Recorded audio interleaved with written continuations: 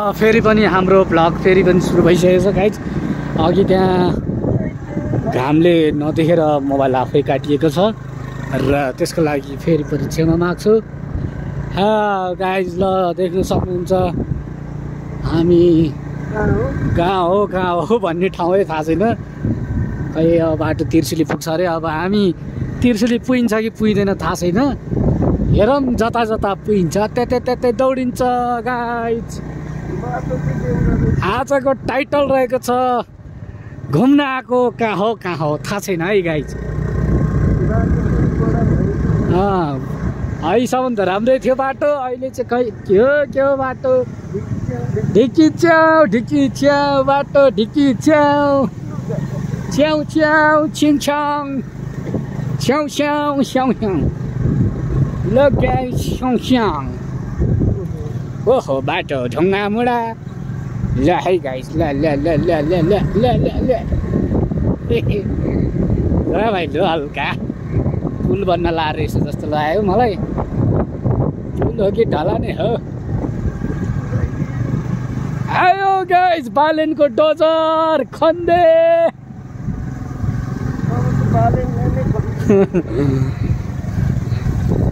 अब त हर्का सम्पान।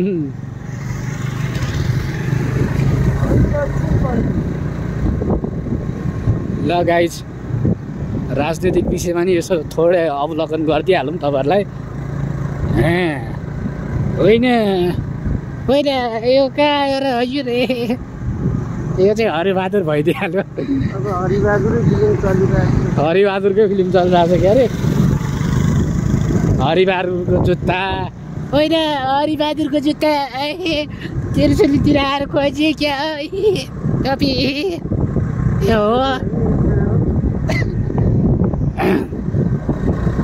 धुलो उडेर गाइज यहाँ बोल्नै नसक्ने भइदिरहेको। ओ तिर्सुलीको बगारा तिर्सुली गाइज तिर्सुली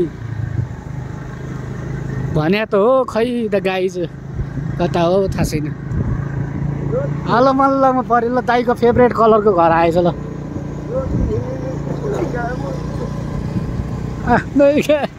दामी भइसक्यो।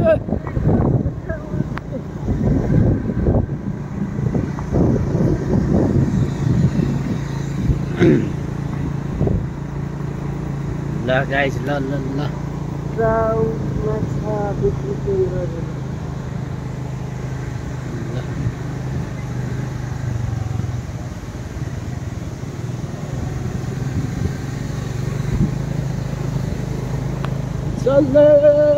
ऐतिहासिक पर्यटक एवं सांस्कृतिक जिल्ला नुवाकोटमा हार्दिक स्वागत गर्दछौँ। ल अब नुवाकोट छिरियो गाइस। ल नुवाकोट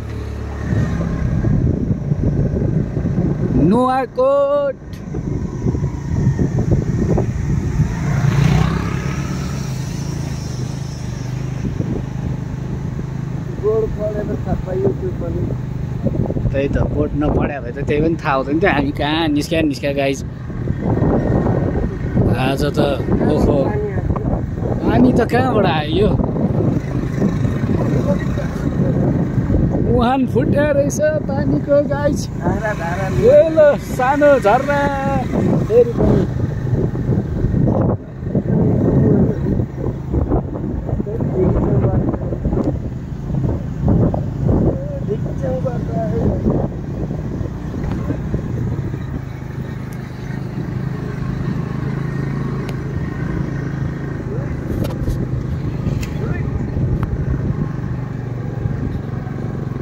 बाटो नि अलि गम्भीर टाइपको रहेछ यो बाटो।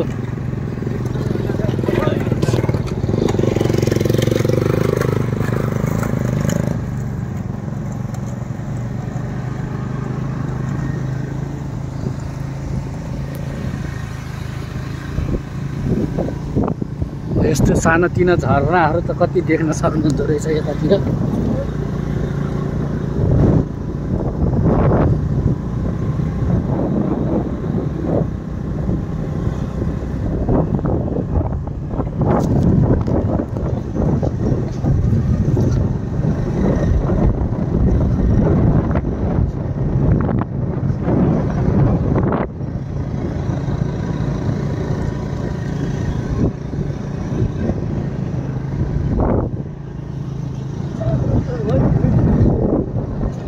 बाटो त गाइस बिचसम्म त राम्रै थियो भनिएको थियो भिडियोमा। अहिले बाटो चाहिँ अलिकति ध्वस्तै टाइपको रहेछ।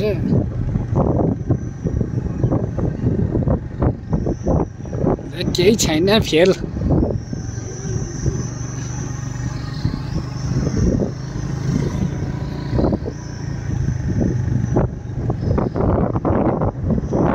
चाइनिज हो क्या हो?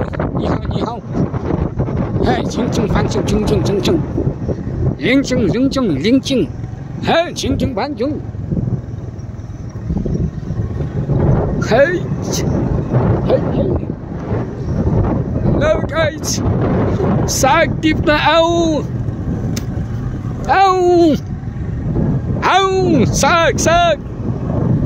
साग होइन साग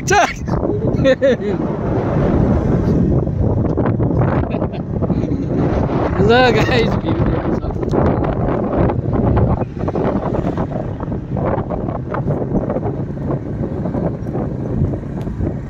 बान्दीपुरमा जाउँला सँगै बसेर मासु भात खाउँला भनेको बाख्रा बडगुला खानु परेछ चट चट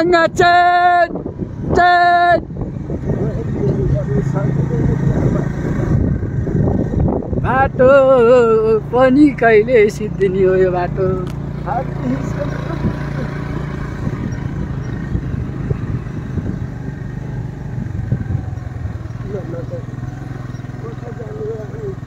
गाइस बाटो हेरौँ यहाँ यस्तो छ गाइस यार।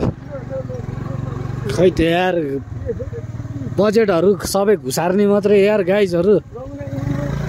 अनि यसो बनाउनु पर्यो नि यार। उडाइदिउ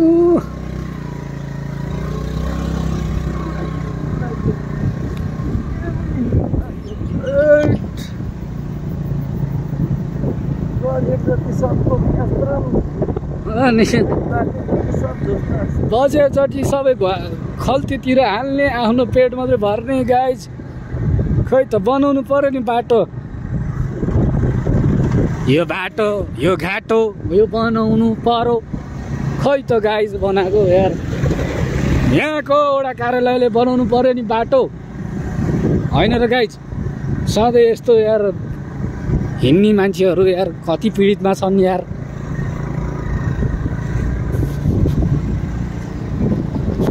हुन त अब हामी भर्खर हिँड्दैछौँ, हामीलाई थाहा छैन गाइज है। त्यही पनि बाटो अहिलेको जस्तो पिच हुनु पर्दैन। फिलिली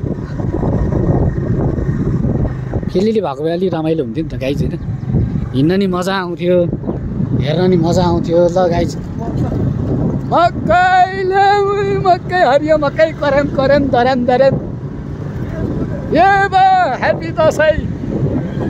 ए ल ह्याप्पी दसैँ त भन्यो, बुढाको रियाक्सन नै लिनु बिर्स्यो गाइज। बाको ह्याप्पी दसैँ भने चाहिँ खिच्नु पाएन होइन। बोली चाहिँ सुनिरहनु भएको होला तपाईँहरूले। केही छैन, त्यही गएर रमाइलो गर्नु, इन्जोय गर्नु। ल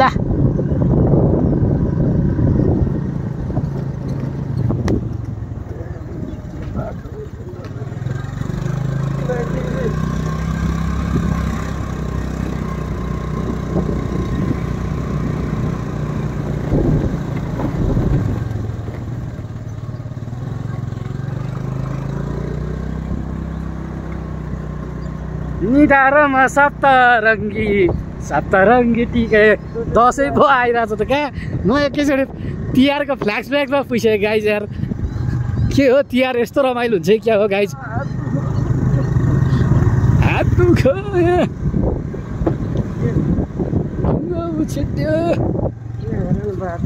बाटो यो गाइज। यो बाटो हो यार।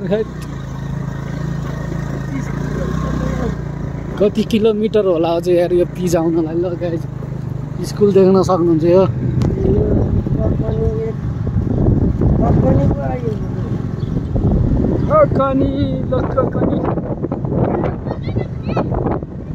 ककनीको बाटो हुँदै त्रिशुली जाँदो रहेछ।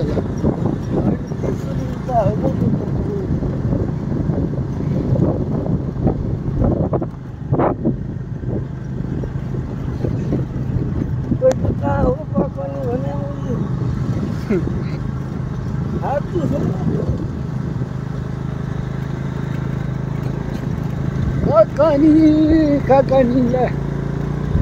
खास गाई हामी चाहिँ हिँडेकै थाहा छैन है, कहाँ हिँड्यो भन्ने थाहा छैन ल। तर यो बाटो तिर्सुली पनि पुग्छ अरे, ककनी नि पुग्छ अरे। अब हेरौँ, हाम्रो अब तिर्सुलीसम्म पुग्ने इच्छा हो। हेरौँ गाई अब के हुन्छ, अन्यथा नलिनु होला तपाईँहरूले पनि होइन। भ्लगमा जति पनि जति पनि हेरिरहनु भएको छ भने त्यसको लागि चाहिँ यसो सरी नै भन्न चाहन्छु होइन। बाटो देखिरहनु भएको छ होइन, कस्तो छ बाटो हालत होइन। तर यो बाटो चाहिँ झुकेर नआउनु होला अहिलेसम्म चाहिँ है।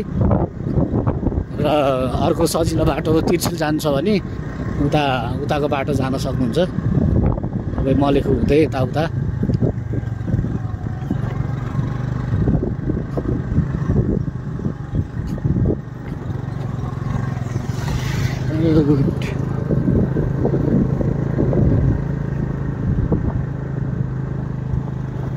र गाई चाहिँ यो चाहिँ हाम्रो आमा ह्याप्पी दसैँ, ह्याप्पी दसैँ। कस्तो रमाइलो है गाई, केही छैन, बुढाबुढीलाई ह्याप्पी दसैँ भनियो, खुसी लाग्यो। के गर्नु अब, बाउ आमा छन्, अब हजुरबाउ हजुरआमा हुनुहुन्न, केही छैन। अब हाम्रो हजुरबा हजुरआमालाई उहाँहरूलाई नै भनियो ह्याप्पी दसैँ। ल ठिक छ, ल ठिक छ ल। ए स्कुटर धुइदे।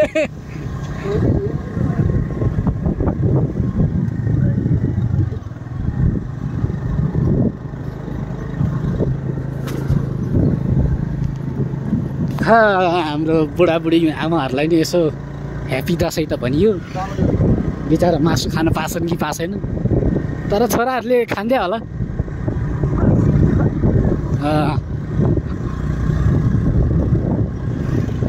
छोरा बुहारी होला नि बिचरा।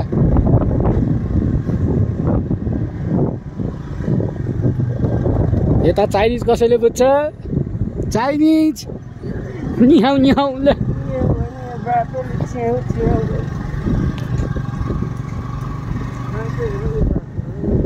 बाटो घाटो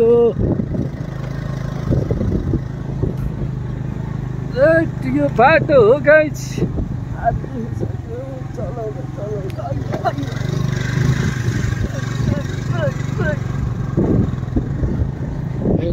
बाटो त ल्याङ टाइपको रहेछ नि त यहाँ त, कडै रहेछ बाटो, ल्याङ फ्याङ बाटो।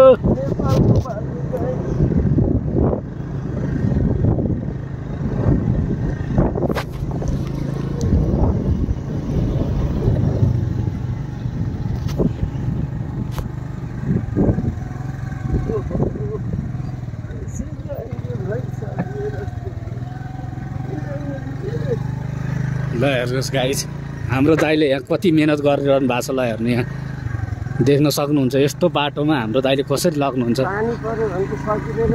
अनि त्यही त देख्नुभयो, दाइले भन्नुभएको कारण यहाँ पानी पऱ्यो भने सकिँदैन भनिरहनु भएको छ।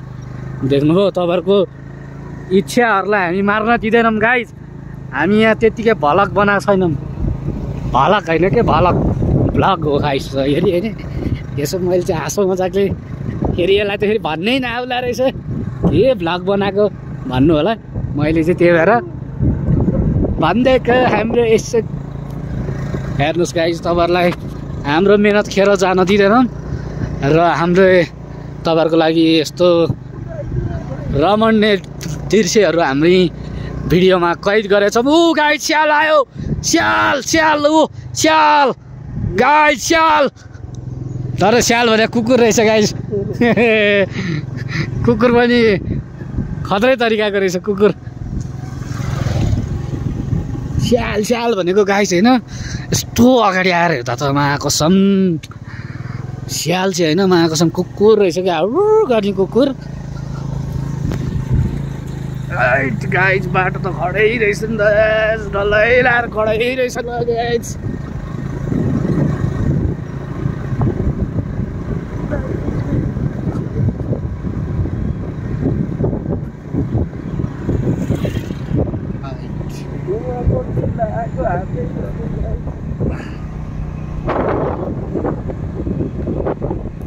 नुवाकोट त्रिशुली नुवाकोटको लागि एउटा दोहोरी पनि जाओस् न त